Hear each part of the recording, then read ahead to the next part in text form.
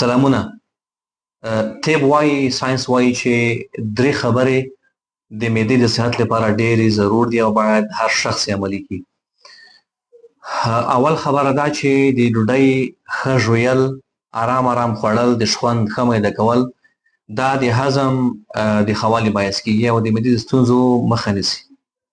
دوهمه خبره دا ده چې طب وایي چې تاسو خوراک یو ځل مه کوئ، ځان په یو ځل مه مړوئ او معده په یو ځل مه ډکوئ، چې دې سره هم د معدې صحت ښه کیږي او هم د هاضمې ستونزو مخه نیولی کیږي. او دریمه خبره دا کوي ساینس طب چې د ډوډۍ نه وروسته یو څو دقیقې ګرځېدل یا قدم وهل دا هم د هاضمې ستونزو مخه نیولی شي.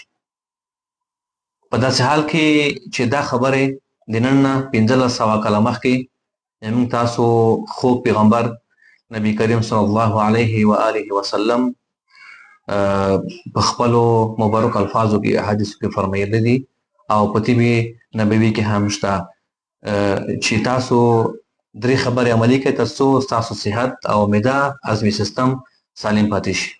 روغتیا په هیله.